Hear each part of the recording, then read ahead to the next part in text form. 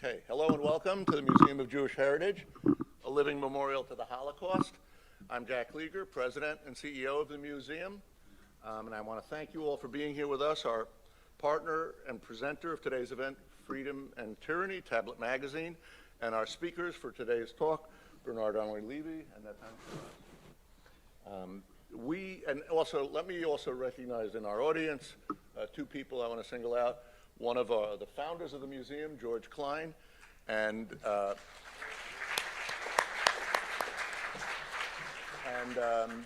ex-chairman of the ADL and board member of the museum, Abe Foxman.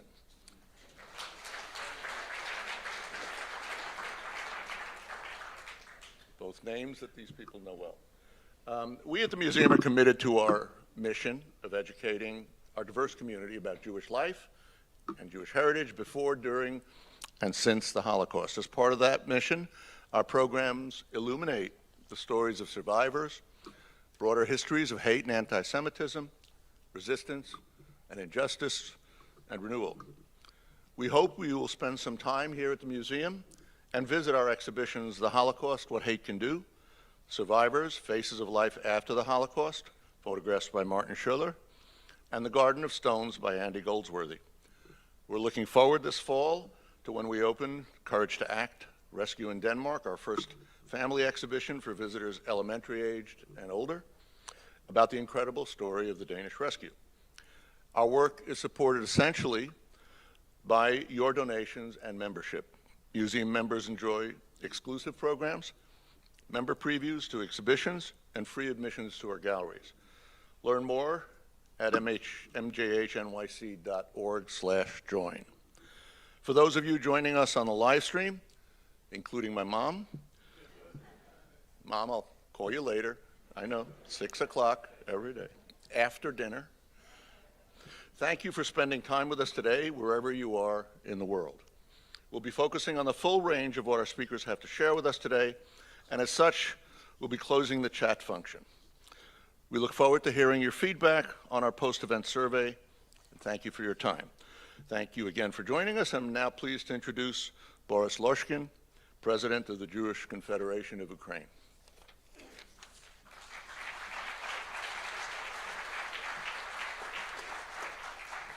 Hello, everybody.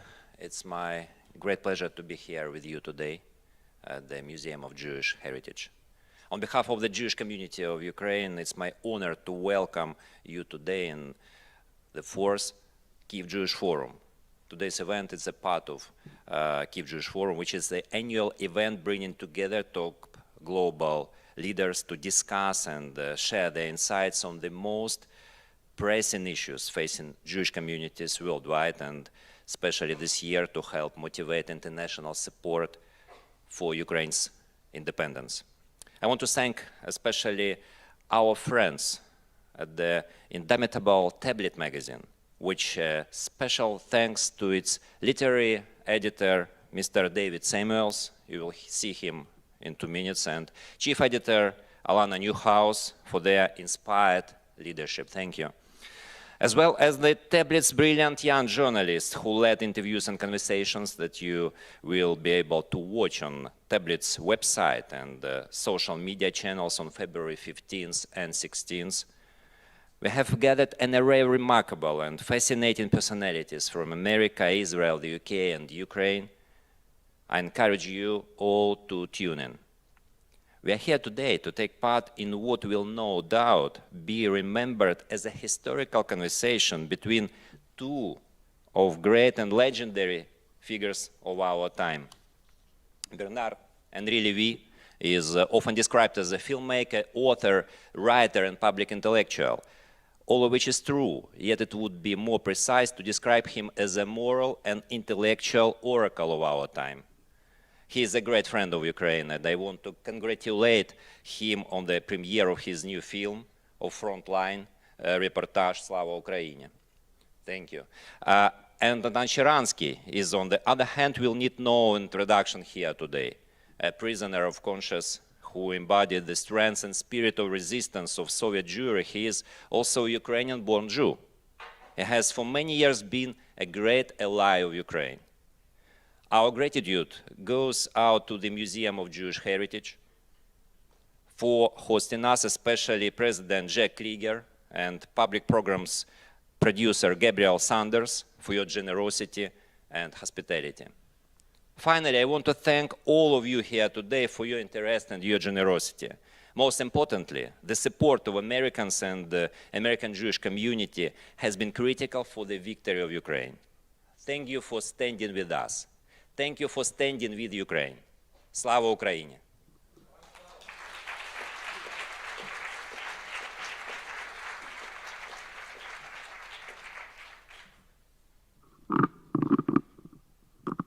Thank you, Boris. You're a tall man. Glory to the heroes. How precious is the idea that life, the life of the individual, has meaning. The people who defend that idea, that spark, who defend it with their lives on the front lines, they are true heroes. Their fight is our fight. The battle to protect the spark that is in each of us, the image of the divine, is never over. Each generation has to defend the idea that we are formed in God's image from the darkness that is also in humankind. In Ukraine, in Iran, in China, in pathogens, in lockdowns, in machines that will substitute their algorithms for our own thoughts, for our own good, of course, in security services that routinely violate our rights here at home. There's a darkness that threatens us all. This museum is a warning against that darkness. There's no one who's experienced intelligence I trust who does not believe that darkness is real and that it is spreading. So what can one spark or two sparks of light do against so much darkness?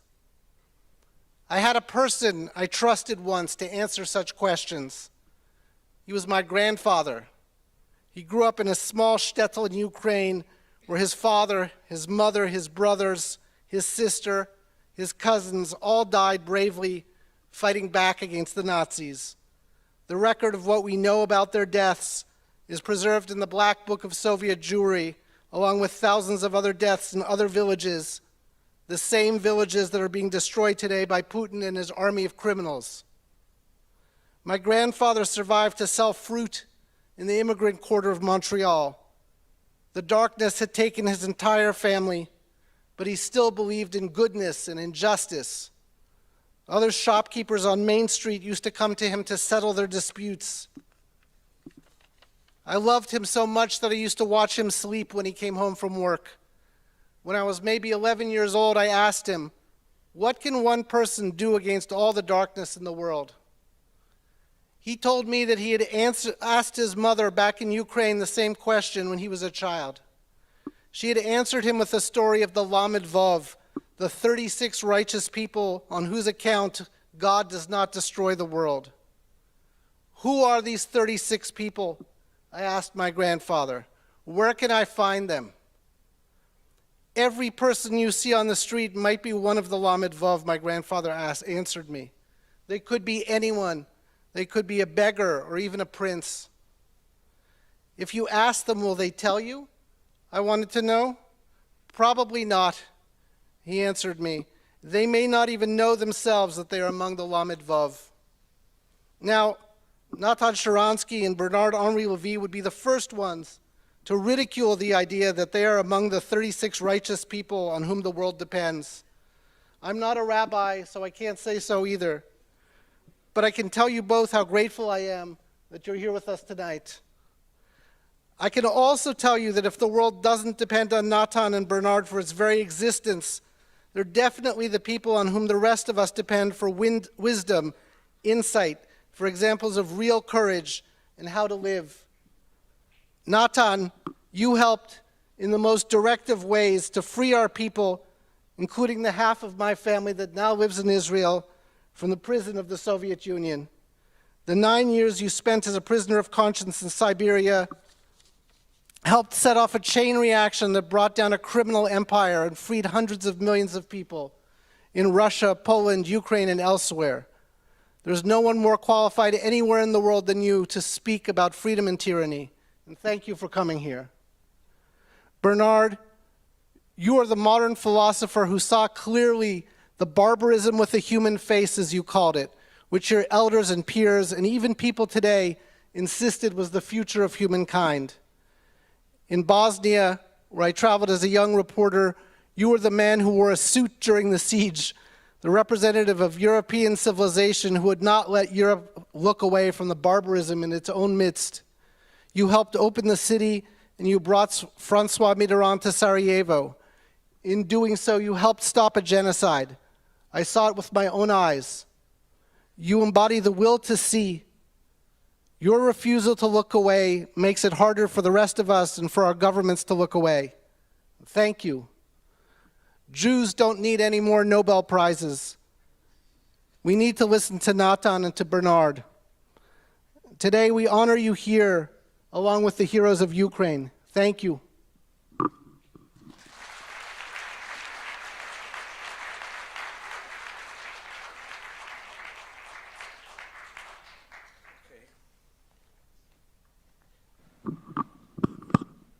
You're not taking good care of short people, you know. Yeah. Well, dear friends, I don't see your faces, but I just heard that Abe Foxman and George Klein are here. I welcome you, them, great allies in the struggle for Soviet Jewry. And I'm also glad for this opportunity, maybe first time publicly, to say thanks to Bernard-Henri Lévy for his support, enthusiastic support of him leading the group of young French Jewish intellectuals when my wife came to Paris many years ago to fight for my release. Thank you. Well, dear friends, we agreed with Bernard. He just came. She spends all the time in Ukraine in the battles. So I'll speak a little bit about history as I saw it, of developing relations between Ukrainian dissidents, Jews, and Russia, and then when we'll come to the war, of course, Bernard can say much more. So I was born in Ukraine, in Donetsk, which then was called Stalino, in 1948. And then to think that next war will be between Russia and Ukraine was simply crazy, because Russians and Ukrainians were two leading nations. When I was 6 years old, there was a big celebration of voluntary unification of Russia and Ukraine, 300 years of voluntary unification of Russia and Ukraine at the times of Bogdan Khmelnytsky. And this brotherhood between Russia and Ukraine is the base of this big Soviet Union. That's the spirit in which we grew. And in fact, there were 100 nationalities, and what was written in the ID of them, whether you are Russian, Ukrainian, or Georgian, or Armenian, didn't matter. The only thing which mattered if you're not Jew. Because Jews, there is a discrimination. And there was nothing Jewish in our life except from anti-Semitism. And so we grew with this feeling that we are Jewish because they are anti-Semites. You know, there is a very interesting book of Sartre, Anti-Semite and Jew. And by the way, it's very good in analyzing anti-Semite and very shallow in analyzing Jew, because Jews that he knew were assimilated. And he wrote that it is anti-Semite who defines Jew. For Jews that he knew, assimilated Jew, it's true. And so it was true for us. Only because of anti-Semites, we knew that we are Jewish. And this discrimination was permanent when you are discussing what university you can go, what kind of career you can do. The fact that you are Jewish is a very negative thing. So from time to time you hear about Ukrainian nationalism. But there is no discrimination of Ukrainians. So they can go to the university, they can go make any career. Why are they complaining? That was the feeling, because identity doesn't mean anything except of discrimination not. That was my first meeting. Then I became, after 1967, Israel entered our life, Zionism entered our life. You discover your history, you discover your people, you discover culture, tradition, you discover your identity. And that's what gives you strength to fight for freedom. And fighting for freedom, you meet with many other dissidents. When we created Helsinki group, monitoring violations of Soviet Union of human rights, the next group which was created was Helsinki group in Kiev. And so Kiev dissidents came, and I had to organize for them press conference. And so here, for the first time, heard what it means, Ukrainian nationals. They explained that there was no volunteer reunification between Russia and Ukraine. There was enslaving of Ukrainian peasants into the Russian slavery system of their peasants. And they say, you saw in the school, there is no Ukrainian history. It's a small part of Russian history and traditions. And so you understand that exactly as you want to belong to your own history, they also want to belong to their history. And you discover that, in fact, it is good when people believe in freedom and human rights. It's good that they have strong identities, because later, when we all will be in prison and confronting KGB, it's the people with strong identities, there is much less chance that they'll be working for KGB, that they'll be informers. So you discover that, in fact, there is broad spheres of understanding, supporting one another. That's how I became friendly with Ukrainian nationals, but also with Armenian, with Lithuanian. And then we are in prison. We are all in prison, and we all believe that Soviet Union will fall apart. While American Sovietologists believe that it's forever, we know that the system which puts so much energy in keeping control over the millions, hundreds of millions of people will fall apart. And we are describing the scripts, how it will happen. And it always was beginning in the Eastern Europe, because we were children of Prague Spring when Czechoslovakia tried to be independent and Soviet Union sent tanks. And when we were in prison, there was solidarity when Poland tried to become independent. And so we all believed that it's there. Another year, it will explode. And then it will go to Baltics and Caucasus and Ukraine. And the moment Ukraine will become independent in our scripts, that will be the end of Soviet Union. Well, then, in the meantime, American president made his famous Evil Empire speech, which inspired all of us in prison. Soviet Union is under big pressure. Comes Gorbachev, releases political prisoners. We are released, and then opens the gates of the Soviet Union. Massively, massive Jewish immigration starts, your family including. Yeah. So, and then, as it was expected, people want to run back to their identities, to Christians, to Armenians, to Ukrainians, and so on. And Gorbachev is in panic, because he didn't mean it. He wanted communism with human face, as they were saying. So he sends troops to Tbilisi, and he sends troops to Vilna, and he himself tries to convince people not to destroy Soviet Union. And just in these days, I'm meeting with President Bush, father, of course, in 1990, and I come to him to speak about the challenges of direct flights to Israel. There started 15,000 Jews coming every month. We still don't have diplomatic relations. We don't have direct flights, if he can help. And Bush was not considered to be a big friend of Jewish community, but in fact, I have to say, each time it was about Soviet Jewry and Ethiopian Jewry, he was of tremendous help. But then after we discussed it, he said, and I have a question to you. You know, I'm thinking now to go to Kyiv. And I'm thinking, what arguments you can recommend me to make in order to convince them to stay in the Soviet Union?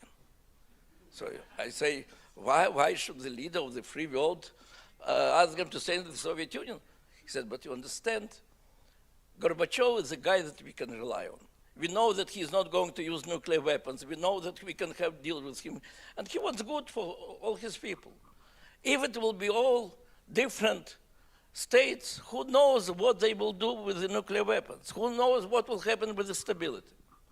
Well, I, of course, said that I don't think that there is anything what can be said to people to stay. They were in slavery for 300 years. Now they are going to be free.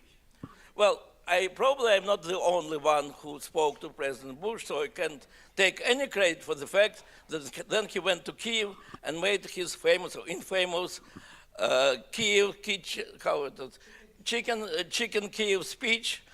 when President of the United States, few months before these people voted to become independent, called them to stay in the Soviet Union. So that, in spite of it, Soviet Union fell apart, and here we have independent Ukraine and independent Russia, and this new exciting world. And I'm Minister of Industry Trade in Israel, and I'm coming with my first visit to Moscow and then to Kiev with a big group of industrialists. And then in Kiev, they gave me an airplane to go for a few hours to Donetsk to see how really everybody is so happy to enjoy this new freedom. And then some years after this, all these businessmen who came with me say that they cannot deal both in Moscow and in Kiev with business because it's not transparent, it's all corrupt, you can never know with whom you're dealing with. And they could say there was almost no difference between Russia and Ukraine because in both countries they were very weak on the developing civil society institutions. And this quick privatization brought to the rising of oligarchs connected to politicians and so on and so on. So what is the difference between Russia and Ukraine? Which is one small difference which turned into the huge difference in the fates of these countries. In the last 22 years in Ukraine, there were 5 presidents.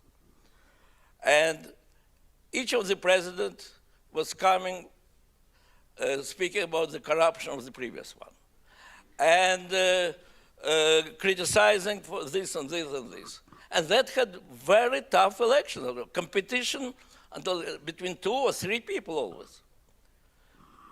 At the same time, in Russia, there was one leader who, from the moment that he came to power, he made sure that there will be, that he will have full control of the press, simply 2 oligarchs who controlled 2 independent channels and who helped him to come to power, we immediately sent to exile in order he will have control. And then he made sure that he will have control over financing of all the parties. And then he made sure that all the corruption will work only for those who are loyal to him, and so on and so on. And he guaranteed to him, he changed constitution. I mean, for 22 years he is now the leader, and he is guaranteed by law already to be the leader for another 11 years, and then whatever. So this small difference defines everything. Because in Ukraine, the leaders are dependent on their people. And they're interested to deliver goods. In Russia, people depend on the leader, as every dictator. And as a dictator, in order to control them, he needs repressions, and he needs external enemy. He needs mobilization, he needs a mission. And he has this mission. His mission is to restore Russian empire. And he believes, and he said it in private meetings, that the biggest, he told also to me that the biggest strategy of the last century is the falling of Soviet Union. And then he is not making secrets, the greatest leaders were Peter the Great, Ekaterina the Great, and Stalin. And he wants to continue it. And so, as a result, this war in Georgia, and the result Crimea, and as a result, the last barbaric aggression, which tomorrow is 1 year. And not tomorrow, well, in these days. So he started from saying that Ukrainians are not a nation, and he goes to fight the neo-Nazis. And he finished a few days ago saying that we have a very important victory. We brought new lands to Russia. I have to say both slogans are very good for internal consumption. First of all, it's important for Russian people to know that those who fought against Nazis continue to fight against Nazis. They are the only nation which can stand against. And second, in the line with Russian Tsars, we are bringing new lands to Russia. That was the main compliment of the Russian Tsars for hundreds of years. They were saying, assembling the new lands to Russian Empire. So that's the reason why we have such an awful, barbaric aggression. And again, unfortunately, there are even now there are voices let's find compromise. Let's agree about some small pieces of land which Russia will get, and let's finish with this conflict. Ukrainian people know that it's impossible. I met with President Zelensky, and of course he is fully in this struggle. But even if he would agree at some moment to have a compromise, his people will not agree. And they understand very well that all these conversations about stability after this is nonsense, because dictator needs to continue it all the time. He will need, the moment he sees that it works, as it worked in Crimea, now if it will work with Mariupol and with Kherson or Donetsk, Lugansk, he will continue to do it for his own stability, for his own continuity to control this. So that's why Ukrainians understand that if they want to be free, they have to fight. But their fight is also in the interest of all the free world. And from here come two very important topics, which I hope I'll have an opportunity to discuss later.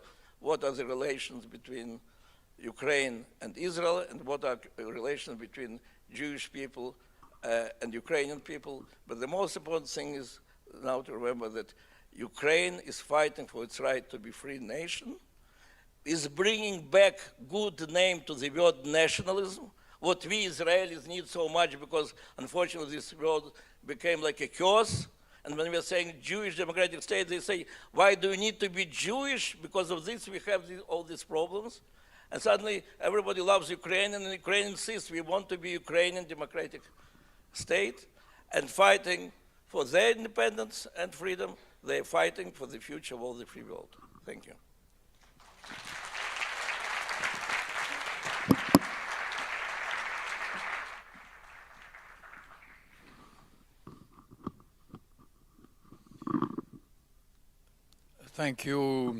Thank you, Jack.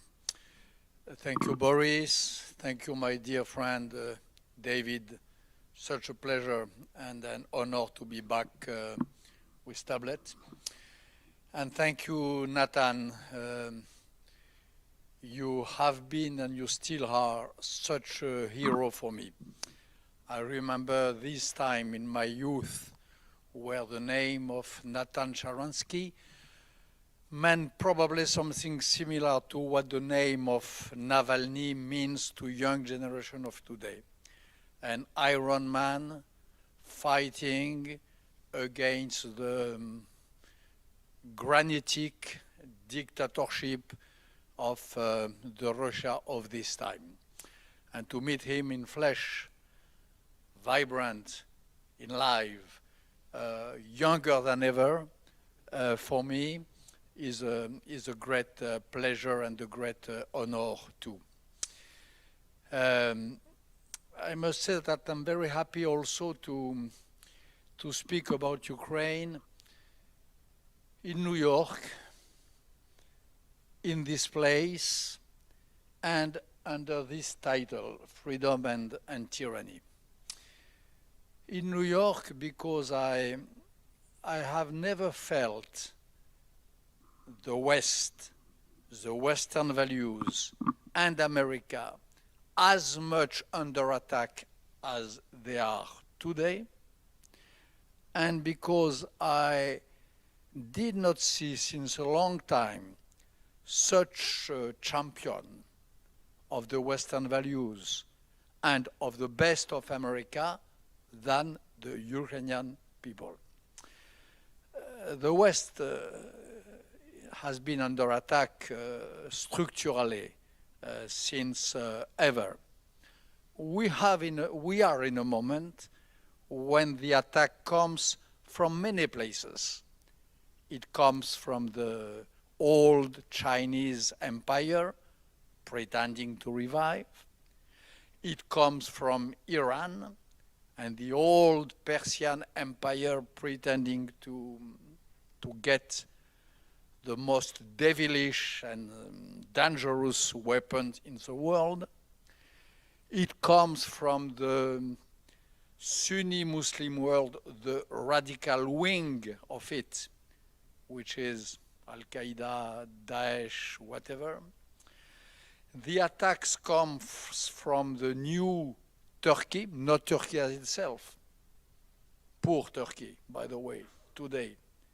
But it comes from the neo-Ottoman dream of a crazy dictator, a dictator for his people and aggressive toward the West, who is Erdogan. And the attack comes from the king of those bad kings, who is Vladimir Putin. And today, in front of this attack coming from everywhere, against that, there are some forces, of course, the Kurds, the Afghan people who refuse the rule of Taliban, and the Ukrainians. The Ukrainians are the champion of European, American values. The champions. They are those who fight on the ground, for themselves, of course, but for all of us. And by the way, I had the occasion recently, a few days ago, to say to a very prominent leader of the West that when Zelensky asked for weapons, when he asked for armored tanks, when he asked for planes, he was not asking them for him, and he did not ask us to deprive ourselves. He just asked for a displacement of the heavy weapons to the new border of the world where democratic values have a still, and more than ever maybe, a strong meaning. So for me, to speak of the fate of Ukraine here in New York is a treat and very important. Very important to speak in this place. I was here a few years ago when I had the privilege to screen my previous movie, Peshmerga, in this very place. 2018 maybe, I don't remember well, 17, 18. It's the second time I come on this stage, and it has a lot of meaning for me. Natan says that we just said that we will speak later about the relationship between Ukraine and her Jews or the world Jewry, but I can already say maybe a few words, and we will elaborate. A country where the day of Hanukkah, a gigantic menorah is put on the Times Square of the place of Kiev, which is the Maidan, the day of Hanukkah. A country whose heroes, like the heroes of Azovstal, when they are liberated from the Russian jails, go to Israel, go to Masada, pray, and elaborate about the relationship of their fight with the antique fight of the Jews for their freedom. A country able to elect 75% or so, a Jewish president who never made any mystery about his Jewishness. This country has a very special relationship to Jewry, to Jewishness, and to Israel. Maybe we will speak of that later. And for me, it has a lot of meaning, coming back from Ukraine, coming back from Frontline, just finishing a film called Slava Ukraini, which some of you will see probably tonight. It has a great meaning to say these few words and to make this introduction in the Museum of Jewish Heritage. For me, it's absolutely crucial, and I hear in my country, and also a little here, so many stupidities about Ukraine and the Jews that the very fact that we, David Samuel, Natan Sharansky, as myself, are here today is as itself a statement. I understand it, as far as I'm concerned, at least this way. Third point, I'm happy and honored to give these few remarks under this banner, freedom and tyranny. As I told you, I am back from there. I spent really most of this last year between Kharkiv, Kherson, Bakhmut, Zaporizhzhia, and other places. I just finished a movie. I just finished the editing of it, which will be released very soon in France, and I hope not so late in America, covering the last 6 months of this year. I was not there constantly. It would have been physically unbearable for me, but I was there a lot since the 1st of September, and in fact since the 24th of February. When I think of my home, it is in Paris, but it may be more in Kiev and in all those front lines. So I say that to mean that I am probably not such a bad witness about what is at stake in this war in Ukraine. And what is at stake is exactly what we have behind me and in front of you. We have what Clausewitz, the great philosopher of war, called, in opposition to an interstate war, what he called an absolute war. Clausewitz made the distinction: interstate war, which is a war between two states who have their own state, nation interest, right or wrong, but they pursue those interests. And he said there is some absolute war, which are wars where each of the two countries pretends, on top of his interest, to embody some values, and not only pretends, but does fight in order to make these values prevail. Ukraine is one of the most perfect examples I saw in my life of one of those absolute wars. Putin on his side, I have no direct witness of that, but when the meaning of the war he decided to launch against Ukraine is not only to enlarge his space, not only to revive the old Russian Empire, not only because he believed that the collapse of Soviet Union is the biggest geopolitical catastrophe of our times. He really launched this war because he thinks that democracy is a calamity, that democracy is a disaster, that democracy at his borders is a plague, which can only contaminate his country. And when Putin says denazification, what he means is de-democratization, by an horrible twist of the language, by a horrible negationist, revisionist, hysterical twist of words. He really means de-democratization. This is the sense which this war has on the Russian side. And those who fight today in Bakhmut, for example, I was not there in the last weeks. I was in Bakhmut in November, but it was already, though less harsh than today, but it was the same situation.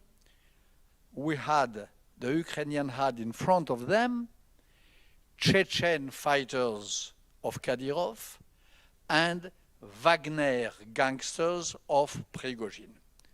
This is the army of Russia. Those are the inheritors of those whom Putin invokes on and on, the heroes of the Great Patriotic War. On the Russian side, to be inheritor of the great patriotic war, Second World War, means to recruit some gangsters in the jails of Moscow, to recruit some killers from the Kadyrov group, to transform them into some meat waves, and to send them on front line. On the other side, in Bakhmut, as in Kharkiv, as in Kherson, as in Ulaipole, in all the places where I were and where I spent as time as I could, I found some commanders, some soldiers, who first of all were very often volunteers. Weapons were not their skill. They were not trained all their life to do war. Sometimes they just had a few weeks to train themselves. They were teachers, workers, doctors, whatever, volunteers. Not all of them were young.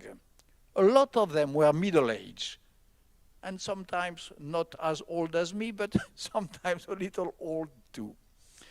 Volunteers. An army of citizens, which is the very first difference and which is one of the first meanings of a democratic, of a freedom army.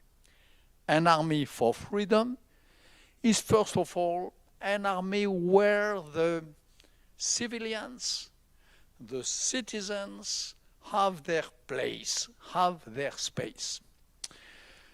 Number two, it's an army who takes a great care about civilians.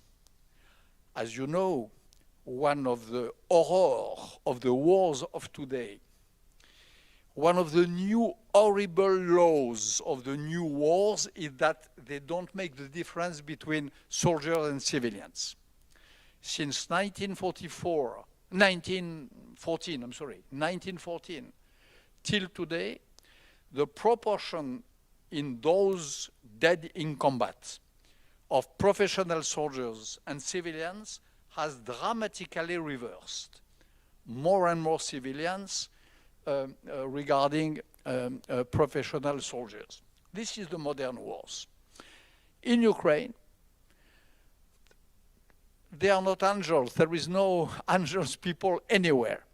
But they have the concern, they have the will, they have the determination, and they take the decisions in order to implement this determination of sparing as much as they can the civilian lives. I saw, for example, and those who will see my film will check that, the way in which the battle for Kherson, the liberation of Kherson, was prepared. It took some time. And it took some time because the Ukrainians did all that was possible to put the civilians out of the game, to protect them, to have them sheltered. In this way, they acted, I saw them act in Borislav, in all the cities around Kherson where I was. In the last 3, 4, 5 weeks before the attack, they acted like the Israeli army when they are confronted, when they are engaged in a war for Israel's own survival. And this way, when you are fighting for your survival, to think of the possible collateral horrible word to mean civilian victims, this way is the honor of an army and is the honor of a country. And this, I found it at every step of this long and sometimes hellish journey which I did. An army fighting for freedom is also an army who takes care of the enemy. The Russians, as far as I know, don't do as little as possible prisoners. And when they do prisoners like the Azovstal battalion fighters, remember Olenivka, this huge jail where you had hundreds of prisoners of the regiment who defended Mariupol during weeks. They were bombed from inside, hundreds of them, dozens, maybe hundreds, were killed by this bombing. They were properly murdered by their guardians, by those who detained them in jail. So even when there are some prisoners, the Russians, the earlier they can get rid of them, even through killing, the best. On the Ukrainian side, I saw and I filmed. It is one of the important sequence of the film which I directed and just finished to edit. I saw the so sophisticated process of encouraging the adversary, the Russians, to surrender. It starts from the videos taped and spread by the Ukrainian officials, President Zelensky, Minister Reznikov, inviting the Russians not to risk their life, telling them that they have still the choice to choose the life. And it goes still, what I saw and filmed, very intelligent process. Ukrainians put in motion a hotline on one of those channels, I think it is a Telegram, allowing a Russian soldier who wants to stay alive, to send his GPS position, to deliver the message that he's ready to surrender.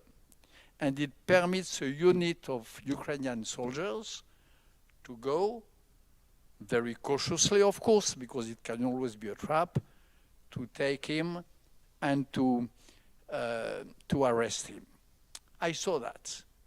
And this, again, is a very civilized way of making war. It's one of the ways where this horrible thing, which is war, matches with the values of citizenship and freedom. And last point, and I will finish with that, last point, a free army. Since the night of the time, since millenaries, since the famous speech of Pericles to the city of Athens, the address to the dead Athenians, dead in the Guerre du Peloponnèse. Pericles addresses a great speech where he addresses his regards to the dead heroes, and when he defines what is the army of a democracy. What is the difference between the army of a democracy and the army of a oligarchic, tyrannic, or imperial state? And he said that the difference is the following. A democratic army is an army where each soldier defends two things: his ground and the sky of the values in which he believes. When you defend your home, and when you defend the value which is higher than you, when you defend the city of Athens and the values of the philosophy of Heraclitus, let's say, then you are a democratic army. Today, the Ukrainian soldiers, they defend their family, they defend their land, but all those whom I had the chance and the privilege to interview, really all of them, told me we also are defending values of democracy, a certain form of regime, a certain conception of government, and the values of Europe. And really, when you hear that once, twice, three times, it can be words, words, words, words. When you hear that everywhere, from sophisticated intellectuals at war to simple citizens just there and fighting too, it means something.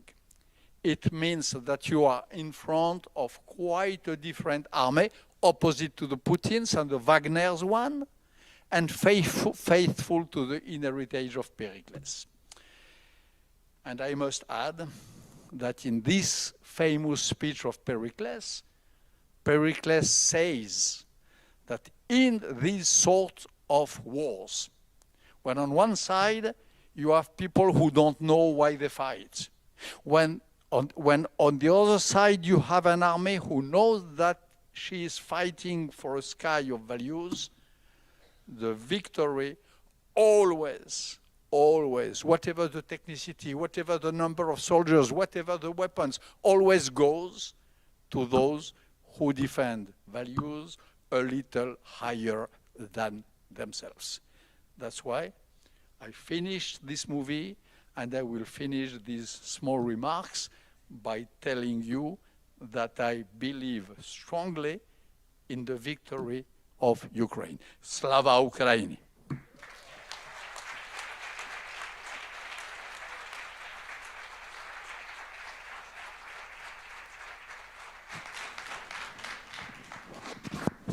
Now, Natan, we've heard these stirring words from Bernard. Can you explain why the Israeli government has been so quiet, so cautious when it comes to support for its fellow democratic state, Ukraine? Yes, well, that's a tough question, but it's very important to know the facts and the reasons behind these facts. I have to say, well, first of all, support of public opinion in Israel to Ukraine is overwhelming. Definitely, by the way, the polls show that among Jewish population it's absolutely overwhelming. Among Arab it's a little bit more complicated, but altogether it's overwhelming. The humanitarian assistance, beginning from the hospital, field hospital, which I think no other country did, and hundreds of doctors and social workers, post-trauma projects, it goes all the time, every day, and through different organizations. In addition to humanitarian assistance, there are some much more sensitive fields about which they prefer not to speak to, where also there is a lot of support. At the same time, Israel doesn't give Ukraine the weapons which it asks, and not for attacks, not for defense. And I have to say, in fact, taking from the very first day of the war position that Israel has to give everything what Ukrainians ask, because I was very embarrassed or felt not comfortable when President Zelensky tells me, I can't understand as a Jew, as a big sympathizer of Israel, and as an Ukrainian leader, when we learn so much from Israel, when we admire so much Israel, I believe that Israel will be the first to help us with the weapons, and Israel is, only Hungary and Israel are the only countries of the free world that don't give us weapons. So and I give him all the reasons and I explain my position, still I feel I don't have good answers. At the same time, and that's an important sense, when I speak to all the top Israelis responsible for defense of Israel, and when they explain me why they cannot do it, with all their sympathy and support, I have to say I also don't have good arguments for them. And here it's important to understand what they're saying. And I'm speaking now about every top Israeli official responsible for security of the state of Israel. He says, this state was created to defend Jewish people from annihilation, from destruction. We have the enemy, Iran, which is planning every day our destruction. We have practically every night, to attack the bases of Iran in Syria. to attack the columns of the weapon coming to Hezbollah. And in the last weeks, even to attack the very important targets in Iran. Of course, Ukraine partially benefits from this because they destroyed the plant of drones, but we are doing it to save Israel. And it so happened, it was the weakness of the free world, personal weakness of the President of the United States at that moment, that the world accepted that Putin controls all the aspects of Syria. And we have, doing these attacks every day, we need at least silent agreement or whatever understanding of Putin. And it is clear that if we give, the moment we give real weapon to Ukraine, Putin will make it much more difficult for us to attack it. That's what military say. And I can argue with them, and I have many arguments why it is wrong, but I am not specialist in military. And then politicians, and I am talking about the leading Israeli politicians, what they are saying. They are saying, look, it's great that all the free world is now supporting Ukraine, and we are fully there. But the same free world tries at this same time to reach agreement with Iran. And in 2015, we paid such a big price for all these billions which moved to Iran. $500 million which moved in suitcases and cash directly from Washington to Iran. It turned Hezbollah into the big army, from partisan army to the big army in few weeks.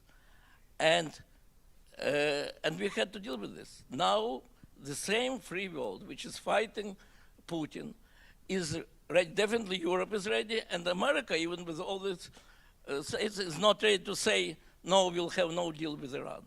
And we again, so we will have to fight this alone. And so it's, I have to say, it's absolutely crazy situation. On one hand, I think that it's shame that Israel is not fully with Ukraine. On the other hand, when we have this situation that there are two biggest evils in the world, well, Bernard will say there are 10 biggest evils, just now he counted, but let's say Putin's Russia and Iran. And the West is helping to Ukraine to fight Putin, and tries to appease Iran. And Israel has to fight Iran and tries not to irritate Putin. So what is really needed? It's true that Israel has to take absolutely clear moral position. But for this, what is needed, what I have to say to my leaders when I argue with them, the West has to take very clear moral position. We heard the voice of Iranian dissidents, we heard the voice of the neighbors. This regime has to be changed. There can be no appeasement, no new treaties with Iran. And then it will be much easier also for me and the others to demand from Israel to take much more clear position. Bernard. Hello. Bernard, you have been one of the foremost champions in the West of the Ukrainian fight.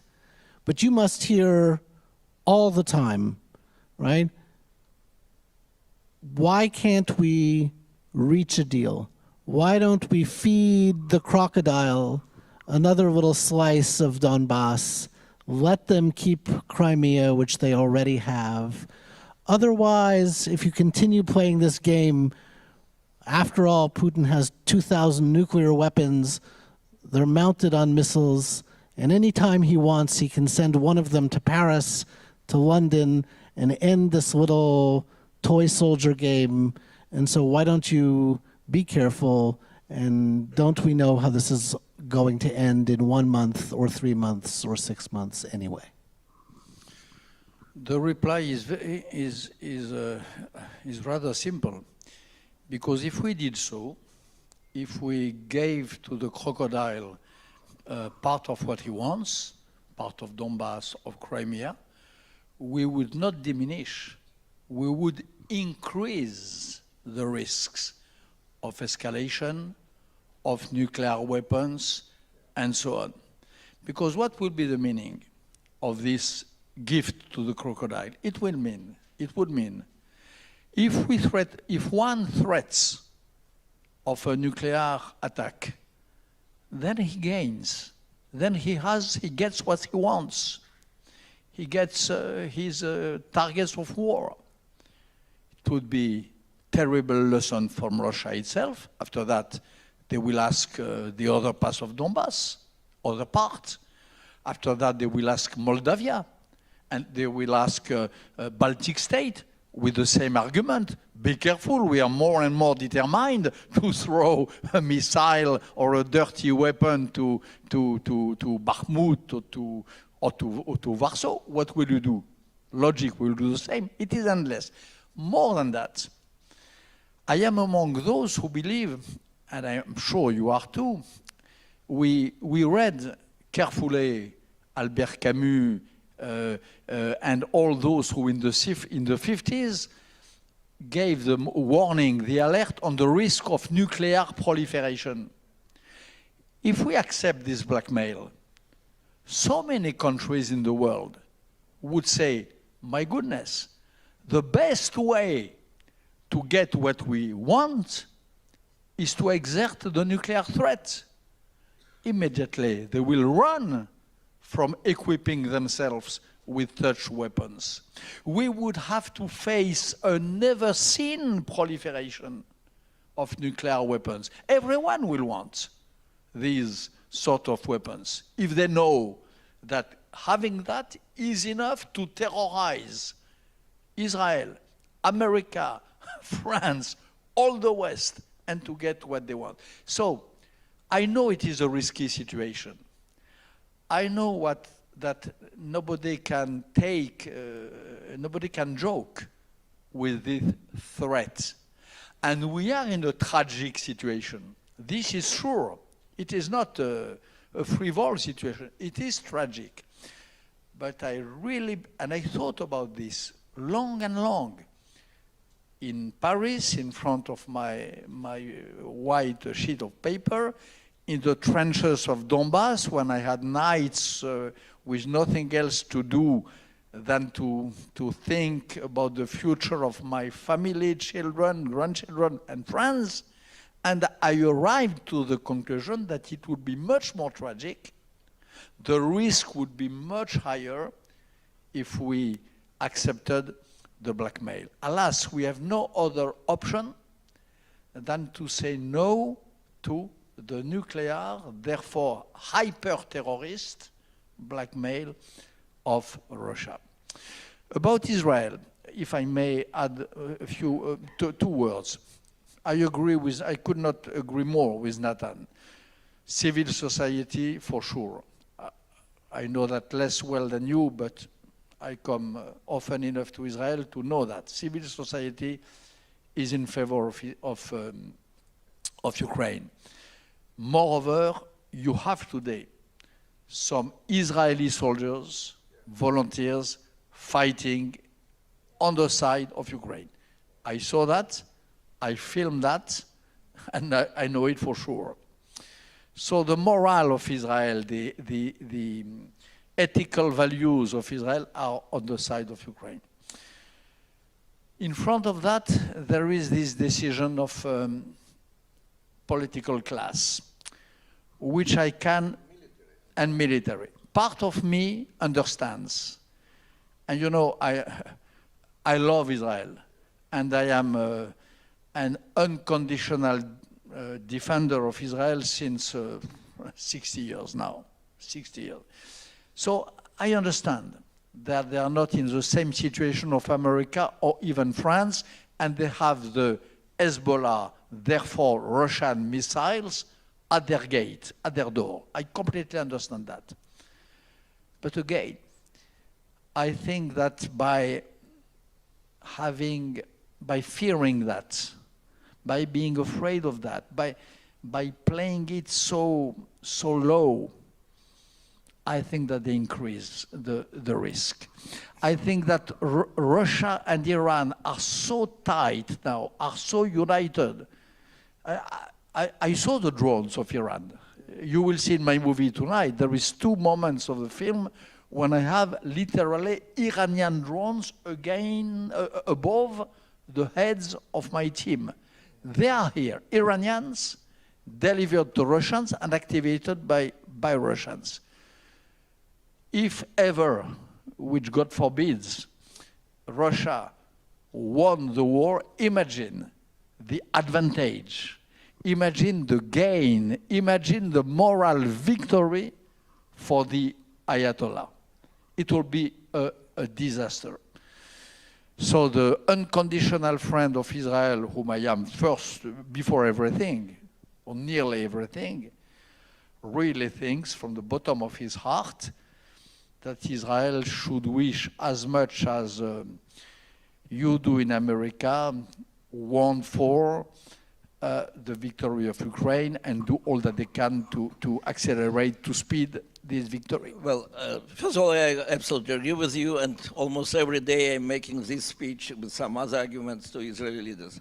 But if there is hope that it will be changed, and now at this moment there is very serious review, it's exactly because Iran and Russia become so close that it's already absolutely impossible to deal with one and to fight with one and to appease the other. Yeah. And on this point, for both of you, there's a question of U.S. policy, right? Because the war in Ukraine did not start a year ago. The war in Ukraine started 8 years ago with the invasion of Crimea and with the taking of large sections of Donbass. 14,000 Ukrainians died before the February invasion. And as you know, Bernard, you were there, the fighting was constant, right? And it's in turn impossible to separate the fighting, the war that has been going on in Ukraine for the last 8 or 9 years from the attempt by the US to appease the government of Iran and leave them just short of or in possession of nuclear capacity. This has all been one story, right? The pieces of Ukraine that were given to Putin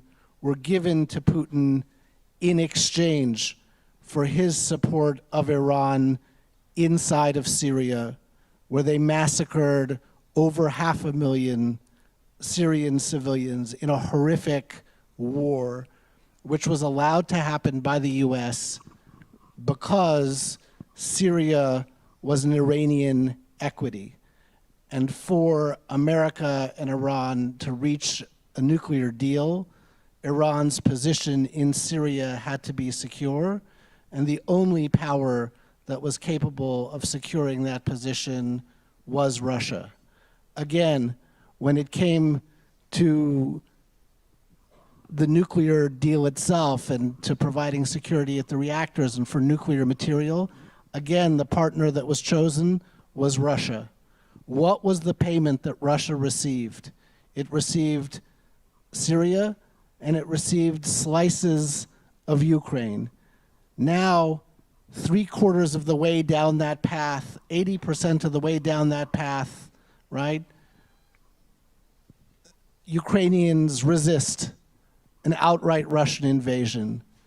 Boris Johnson and the US back Ukraine, assuming the war will be over in a few weeks. It wasn't over, right? The Ukrainians fought. Now there's a moment to reconsider this policy. But this policy has been going on, Natan, as you pointed out, for almost a decade, and these two fights are not separable. They've become inseparable from each other. These two countries in their defense policy, in their foreign policy, Iran and Russia, have become even more tightly bound up together. And I'd like both of you to talk about that. Well, first of all, you made a lot of suppositions, which I don't know. Maybe you're right, 100%. Maybe some of them is hypothetical. What I do know from all my experience dealing with the Russians, if the West was strong enough in its response when Russia went to Georgia, there'll be no aggression in Ukraine. Georgia was the first serious attempt after Chechnya of Putin to start rebuild the empire. And whether Georgia gave unbelievable resistance. Small country, nothing. And it was, Putin got 20% of its territory, and the world accepted it. Nobody liked it, so I think no doubt there was a big encouragement for Putin. Then there was a moment of big weakness of the West when President Obama said that if Syria will use a chemical weapon, our response, military response, will be very strong. And then they used chemical weapons against the peaceful population, and Obama decided and said not to respond. That was a moment of big weakness, and as a result came two things. Russia sent troops to Syria, and Russia, after checking in again, decided to conquer Crimea. When I was speaking with the Secretary of State Blinken a year ago, before the war, he agreed with me that it was a mistake. He was there, that it was a mistake, and that occupation of Syria by Russia is direct result of this. He didn't agree that Ukraine was because of this. But from all what I know from Moscow, they were checking again whether there'll be reaction of Moscow, of America. They first started sending the local citizens are saying something. Then volunteers from Russia coming. For 2 weeks, they were checking and checking. And then they did it. Okay, the world didn't greet it. The world condemned it. But in fact, the world accepted it. And so the fact that, of course, gave new confidence to Putin, that's for sure. As to other suppositions, which I don't know. Bernard. I believe in the KKK theorem or theory. Not Ku Klux Klan. Kurdistan, Kabul, Kiev. The three are absolutely interconnected.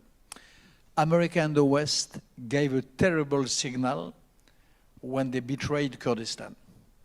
Kurdistan were our allies in the fight against Daesh.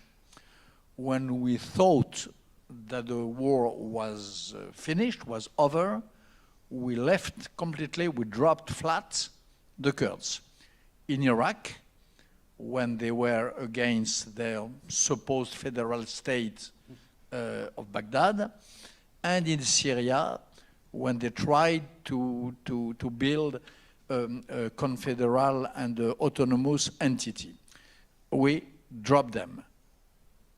It started, this is a line which started with Obama, with Syria, the red line, and which ended with Trump, and it was the same.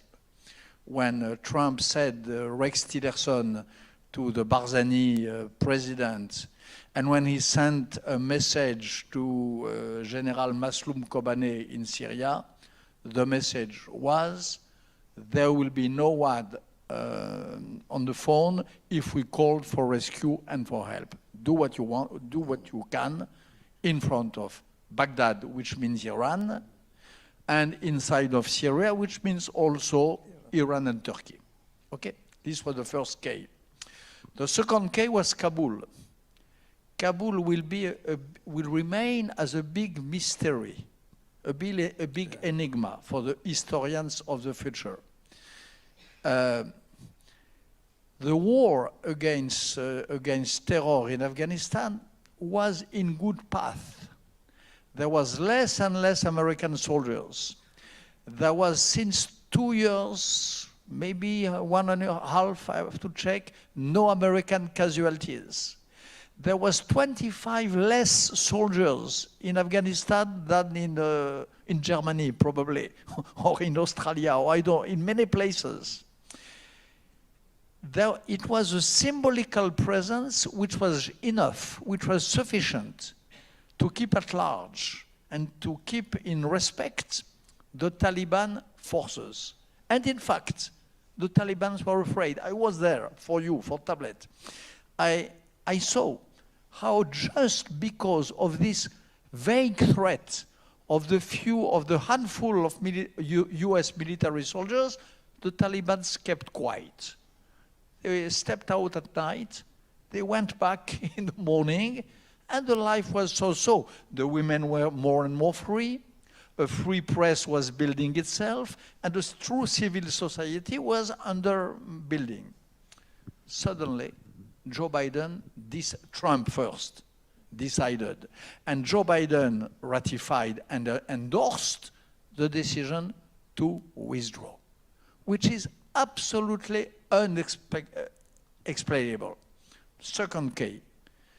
The third one, the idea that Kyiv was reachable, that Kyiv will fall in a few weeks, that nobody will come in support, that nobody will, that everyone will look elsewhere.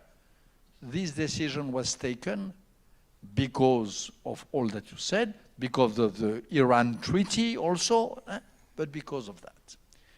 Put yourself 1 minute, though difficult it is, in the mind of a Putinian ideologue. You see that.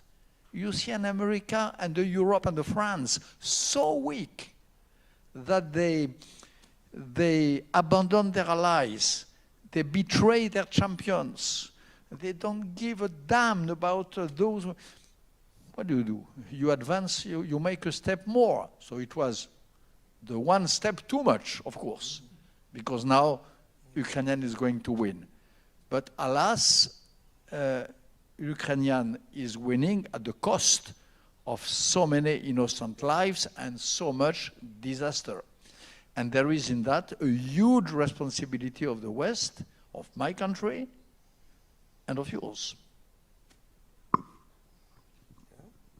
And what do you say to the American voices, and they're getting louder now, especially on the right, that say, enough, $40 billion, you're going to pour weapons that we don't have anymore into this hole, right? What's the limit? This country has plenty of problems. Why shouldn't the money go here? Why is it going there? Let's end it. Well, I think Bernard partially answered on this in the beginning. That is the war for the future of the free world. And the free world will have to spend much more money and much more victims, much more losses if Putin will not be stopped. Now, yeah, it was expensive, but so the free world is so lucky that there is somebody on the first line who is ready to fight and sacrifice their lives and is asking only for weapons. They're not asking for American troops or for European troops. They're asking only for weapons. I think, by the way, that there was a huge change in America. I was in Washington lobbying for Ukraine in the first few weeks when it seemed that they are even afraid to think about anything except for simple bullets or something like that. And then America started being involved much more seriously. That all the Biden administration made a huge change in their approach then. Today we are coming to the more difficult point when so much money and there can be another $100 billion, who knows. But if you remember that what is, the target is safety of the free world, and the price can be much bigger, and that we are really blessed that Ukraine is so mobilized and so self-devoted for the sake of its freedom, but also this.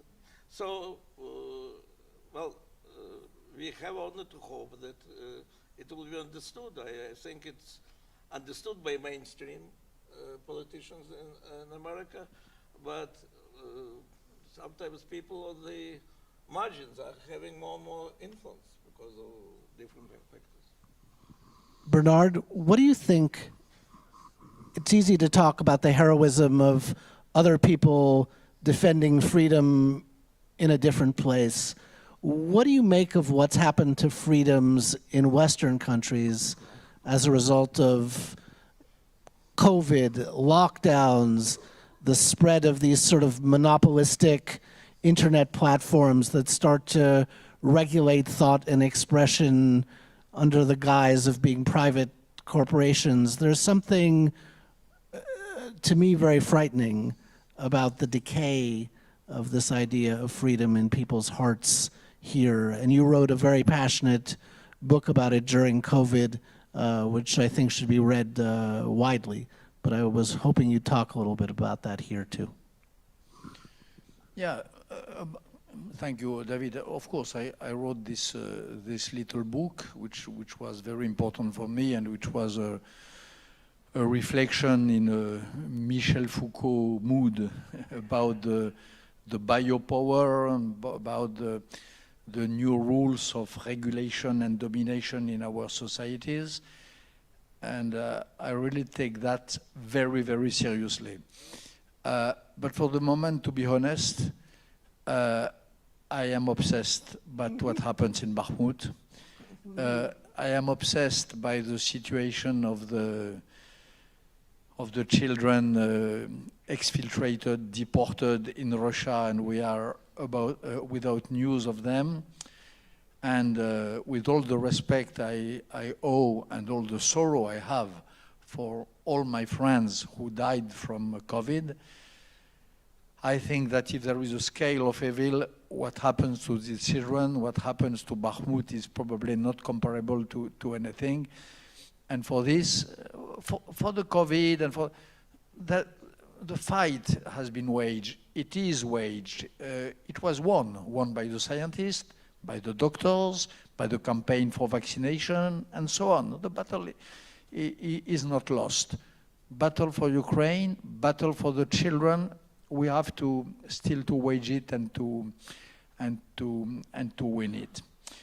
And about your previous question, which is very important too.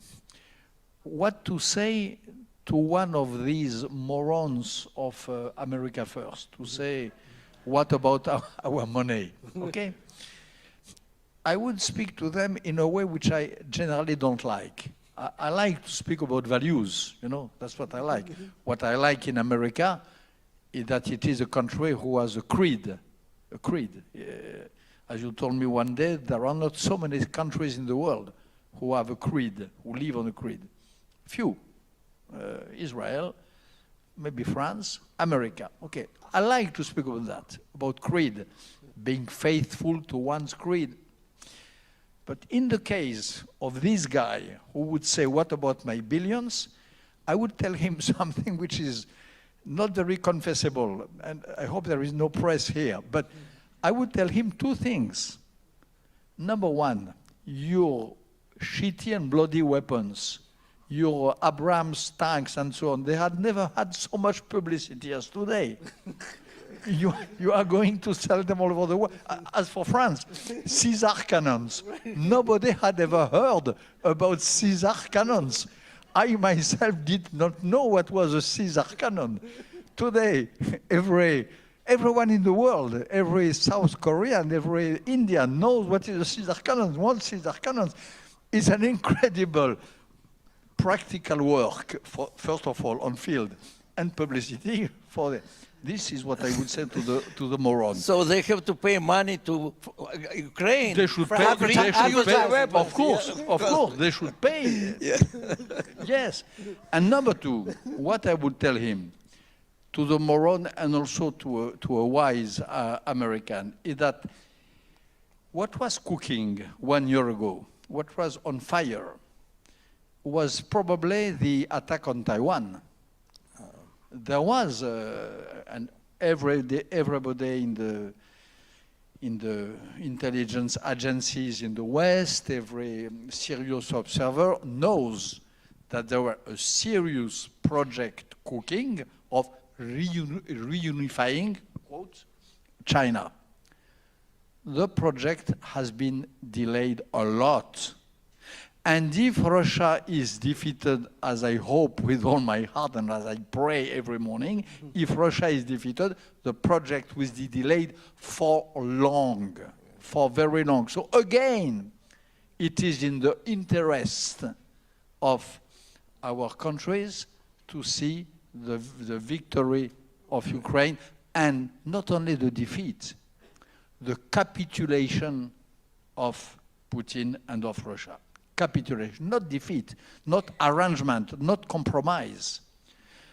In these sort of wars, which Clausewitz opposed to the interstate wars, these total wars, there are not so many total wars in history. Total war, absolute war, is a rare phenomenon. The only possible outcome from the Napoleon Wars to the Second World War, passing with, through World War I, the only possible way is capitulation of the one who launched this.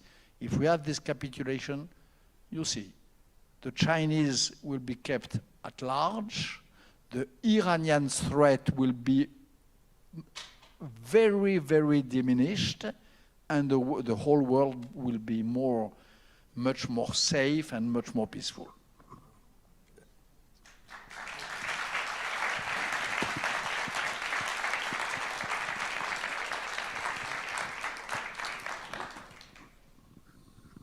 I think we have time for maybe 3 or 4 questions from the audience, if there is anyone who would like to ask. Come.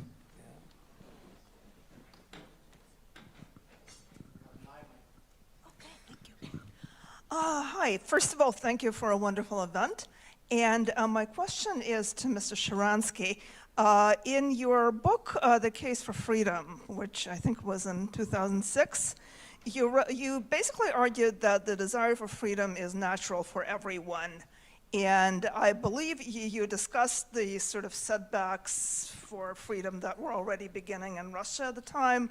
And you sort of expressed the hope that I think you said that they were sort of speed bumps on the road to freedom. And I'm just wondering what your thoughts are today on the prospects for freedom ever happening in Russia.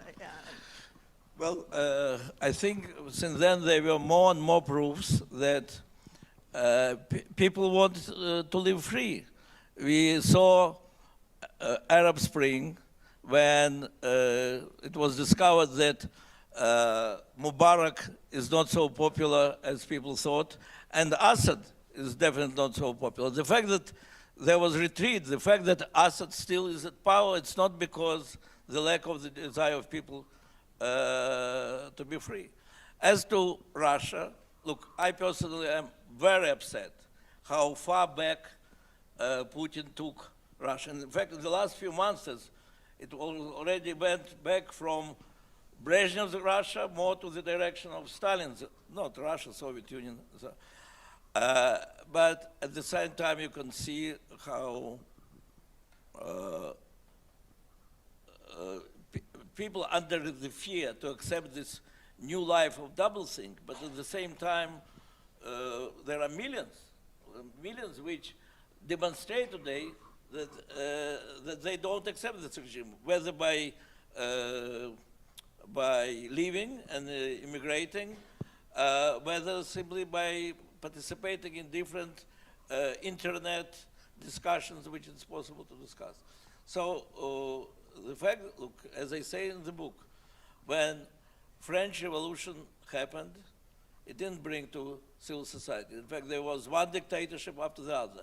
It took 50 years to build civil society institutions that then you can start speaking about France coming to democracy. In Russia, where there were no civil institutions, it can take hundreds of years.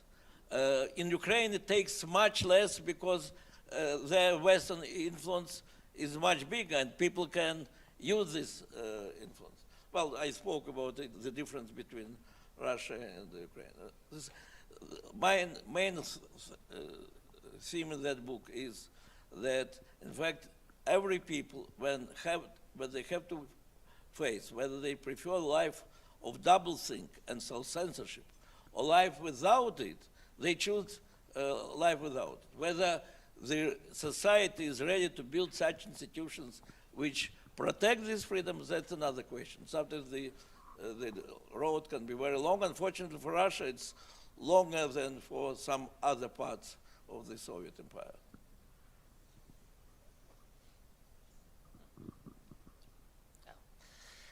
Well, I've actually met both of you before, so the topic was always about freedom, so it's a pleasure to see you once again, under the circumstances. But I was reading the last few weeks that about 55 years ago, this same conversation was going on whether to sell jets to Israel. And the same excuses were being made, that it would provoke the Russians to give more deadly planes to the Arabs, and we have to extract more and more promises from the Israelis for this or that. And eventually they gave the planes to them, and the Israelis obliterated all of the Russian proxies. They discredited them all over the Middle East. And frankly, I mean, what is it about people's inability to learn from history? Well, I don't know. Look, being such a strong supporter of Israel's direct involvement in this war from the very first moment, at the same time, I have to say that it's not some kind of politicians who try to get some popular voice who object, or some cowards. It's people who are defending Israel for all its life from the threat of full destruction, and are victorious. And they prove again and again they are right. And that's why when these people are saying, in order to fight every night and attack the Iranian bases with the most sophisticated weapons and so on, we need neutrality of Putin, who unfortunately was given control over the skies by the West. I have to say, as the one who is not doing it every night.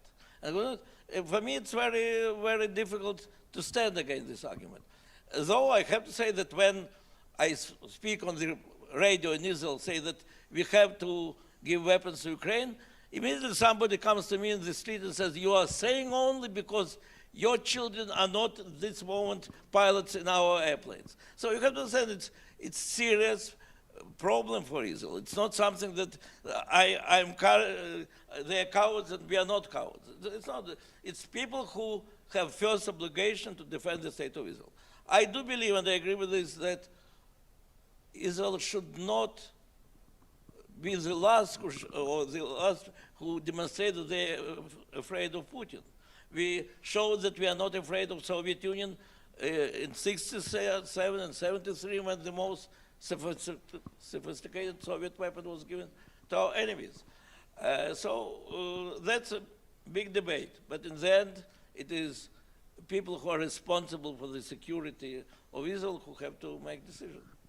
I mean, the larger point beyond Israeli policy, I just interviewed Boris Johnson in London, and he made the point, he said, we always debate, should we give them, these shoulder-fired missiles? Should we give them battle tanks? He said, and everything that we debate about giving them, then 3 months later we give it to them, right? So it's like this titration. We shouldn't give them the HIMARS. We shouldn't give them the Challenger tank. We shouldn't give whatever. And then 3 months, 4 months later, those things are on their way. And then it's the next. With Israel. Absolutely.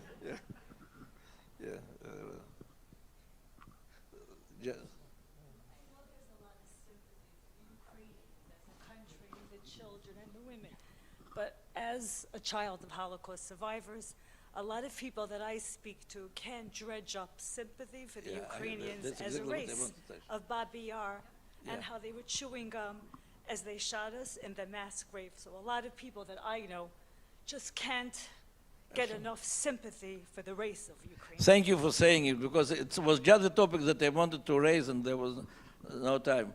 I hear it all the time, and I have to say that there's so many people who died in the Holocaust in my family. And I'm the chairman of the Babi Yar Memorial, and I'm dealing all the time with the victims and the role of many Ukrainians in this stage and so on. And I hear all the time from from very good people, and some of my close friends, that they have sympathy to the suffering of every child, but they cannot make themselves feeling solidarity with Ukraine as a state or Ukrainians as a nation, knowing what a terrible history there was with Bogdan Khmelnytsky and with the civil war pogroms, which were terrible, and of course with the Holocaust. And, well, I can tell you my answer. And first of all, anti-Semitism is not something which was specific for Ukraine or any other land. Anti-Semitism is the most ancient hatred which arises regularly whenever people need to hate the other, and there are many things written about anti-Semitism. And if you think about some nice places in Alps, in Switzerland, remember that the whole Jewish communities were burnt alive in order to avoid plague there. And if you enjoy traveling to Spain, and the first thing which you see is Ferdinand and Isabel, big heroes of today's history of Spain, the worst enemies who exiled half of Jewish people. And if you think, well, Provence, great place, I enjoyed there, and so only think what Crusaders did there. So if we Jews will start building our relations with the world on the basis of what they did to us, we should better move to the other planet. That's what.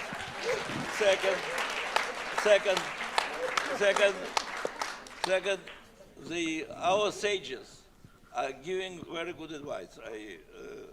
I'm not a rabbi, but I was advised to read these comments of Rashi on the chapter when Abraham sends Agar and Ishmael to the desert, and Ishmael almost dies from thirst.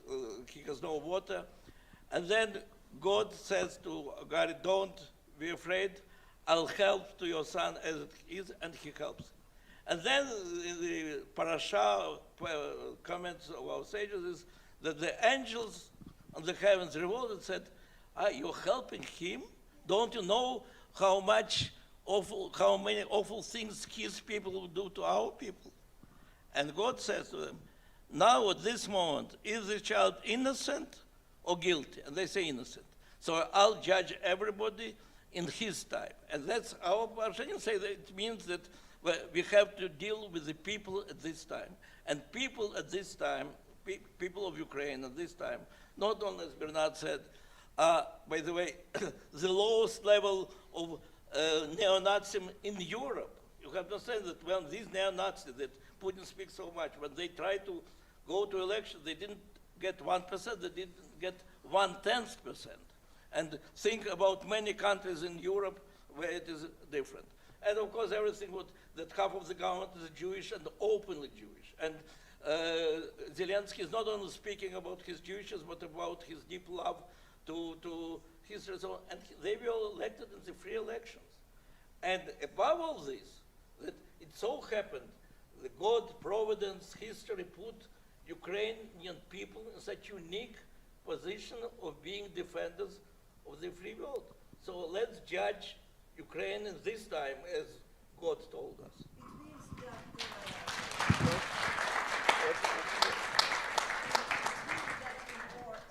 I agree totally that we have to close an eye about the past of Ukraine, because today what is very important is freedom and democracy. No. Why we have to close our eyes? I am dealing with Babi Yar crimes every day, and we insist to publish everything about it. And Antipathy against Ukrainian from us Jews, but what you said, and I agree 100%, that the fight for freedom and for democracy is worth that we be with the Ukrainians. No, not enough. Of course, question of democracy and of freedom, but if the Ukrainians were still the anti-Semitic which they have been, if they did not have done the work of memory, of mourning, and of sorrow, which they did, I would certainly not support them as much as I do. One of the reasons why I support them with all my heart is because they did the work, because they looked in front of their past. They considered the crimes of their grandfathers or fathers.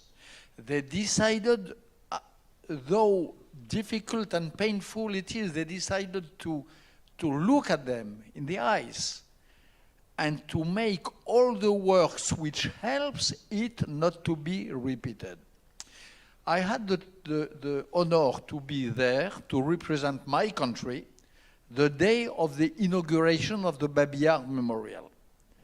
I'm not a fan of the way the Babillard Memorial is conceived and built, but there is a memorial. And I was there. There was the president of Israel. It was the day before the day before the burial of late President Shimon Peres. There was the president of Germany, president of Israel, president of Poland, president of the EU, Donald Tusk, and I was representing my president, France. And I was there for a few days before. I interviewed the leaders of the Jewish communities, the leaders of the parties, people of the civil society, and so on and so on. And I delivered a speech there in name of myself and of my country, which is available on YouTube. You can find it. And what I said and what I really believed is that there is few examples of a nation doing so thoroughly and so quickly the deep work of digging in the darkest deepness of the crime, put them into light, and doing the job necessary for not repeat them. This is Ukraine of today. This is Babillard.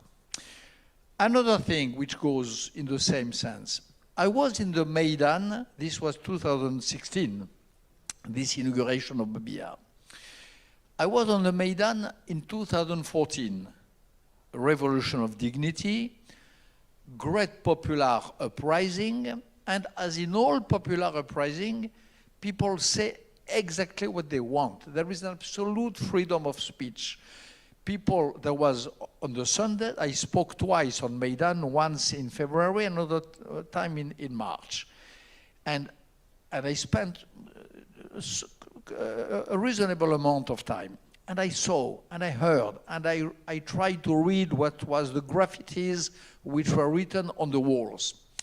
And as I expected, every wise thing could be read, like in May 68 in France, great slogans, great popular imagination, and huge stupidities were written. Of course, as in all moments of complete freedom, everything is said. I observed a very strange thing. The only stupidity which I did not hear, the only stupid or crazy or mad slogan which I did not read on the walls was anti-Semitic slogans. In these moments, February, March, of absolute freedom, where the freedom of expression was total, the only free expression which did not pop out was the anti-Semitic one. This was very strange. Maybe there have been after I left, maybe there was before I came, but I can tell you that during these 2 months, all craziness except this one were all possible, and all possible wise, courageous words also, which was the more important, were written and expressed, and among the craziness, this one was not heard. And as a result, as Natan just said, when the extreme right and anti-Semitic parties run for election, they have the most low level rates of approbation and votes in the polls of all Eastern and Central Europe, and much less than in France. The extreme right-wing party is 15 times weaker in Ukraine than in France. On the opposite side, if you look at Russia, I'm sorry, but it's a fact. This work, which is half done, maybe done for the 3/4, maybe, I don't know, a lot of done by Ukraine. They are very far in the way of memory and of understanding of their own criminal past. They are very far away on the road. The Russia did not start. During the Soviet Union, nothing for Ukraine and for Russia. But since 1989 and 91, the Russia did not start. The work is not even on the way. By the way, last point, I don't know if it is well known here, when the Russians say that the Red Army contributed to liberation of Europe from Nazism. It is true. But what they never say is that inside the Red Army, you had all components of the Soviet Union, including some Ukrainians, of course. Those who liberated the camp of Auschwitz, the army, the part of the Red Army who liberated some extermination camps, first of all Auschwitz, was the first Ukrainian front, which was not only composed by Ukrainians, but who was the majority of the Ukrainians were overrepresented in the first Ukrainian front.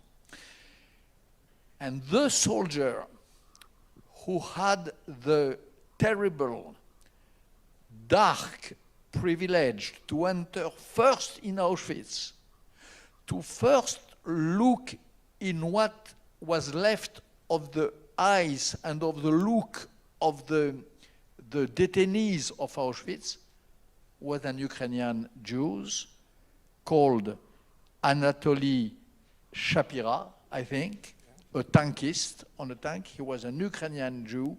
He was the first to enter and to liberate Auschwitz.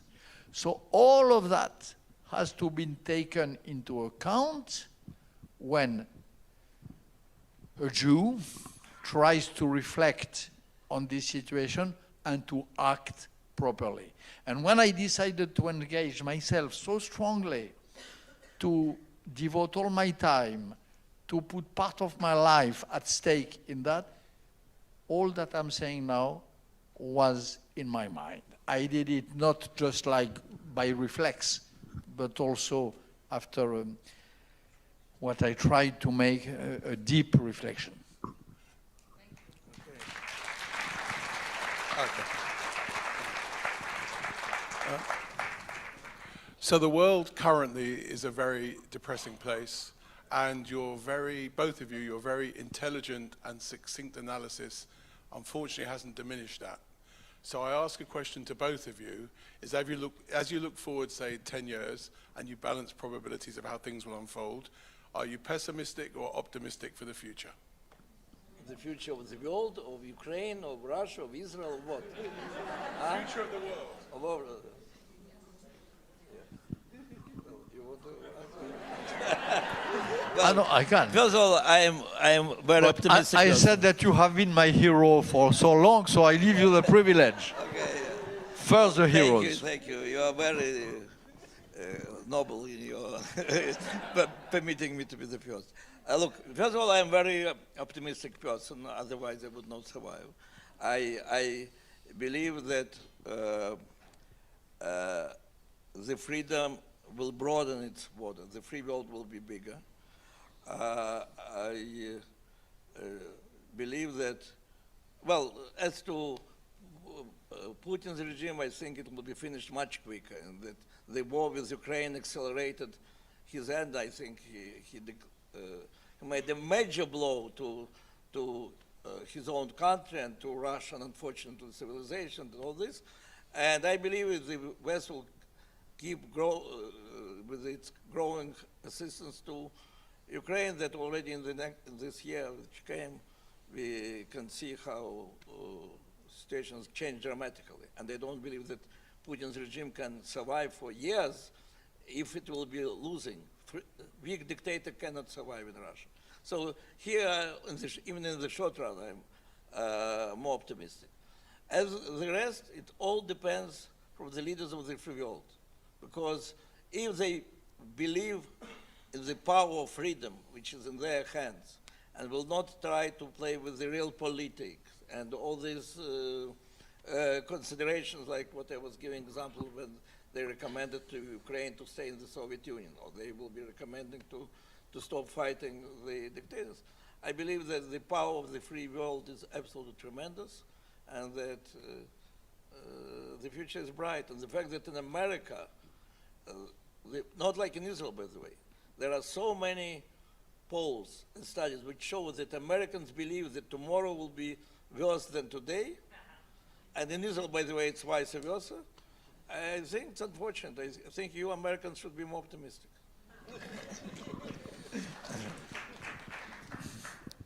As for myself, I am naturally pessimistic. But otherwise, you will not survive. Otherwise, exactly. And I'm optimistic now. I'm optimistic because of Zelensky. Seeing a comedian whom everybody saw as a sort of populist, without real charisma and so on, having become overnight a hero, feeds me with optimism. The day when I heard Zelensky replying to Biden, I did not offering him an exfiltration.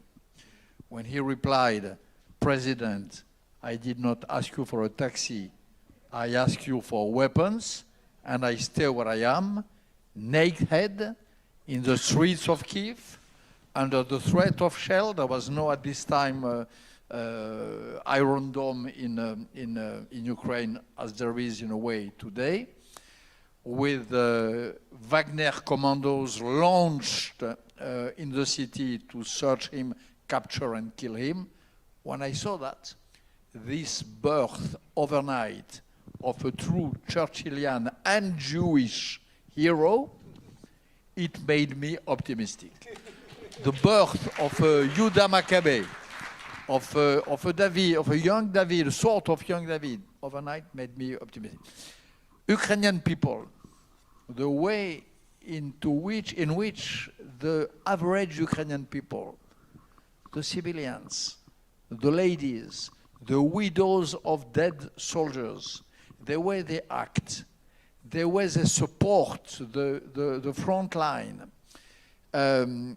fills me with optimism too. As you know, in a war, in France there is a very famous quote, a Prime Minister of France, Georges Clemenceau, asking to his main general, will you hold, during the First World War, will you hold firm against the German? Will the front line hold? And the general said, yes, the front line will hold if the second line, the rear, holds, the non-combatants. Same. In Ukraine, the non-combatants, which means the civil societies, the old people, even the children, they hold with an incredible braveness and courage, an incredible dignity. And this dignity of victims, again, fills me with optimism. And third thing, what happened, I wrote that in tablets. What happened to your president, President Biden, is a sort of miracle. And a miracle always makes you optimist. This president, who honestly, when the war started, there was a lot of people in this country and abroad who thought that it was getting a little old, that he was embarrassed with the inheritage of his master thinkers, he had in Kabul and in Syrian Kurdistan followed the trace of Trump and so on. And he said to Zelensky, first reflex, exfiltration. So the decision of the White House was clearly not to put its hands in this affair, in this war. And something happened. I don't know why. He was in Poland. He took a child in his arms, maybe that, I'm not sure. I think there are probably other reasons. But all of a sudden, this man acted as a strong, brave, true, great American president. Yeah. And he decided overnight to support, to deliver all the weapons, nearly all the weapons which were requested to them. And he began to compete with my President Macron for the leadership of the free world. Yes. This also fills me with optimism and joy. Okay. Thank you. Thank you both so much. Thank you so much. And thank all of you. Thank you.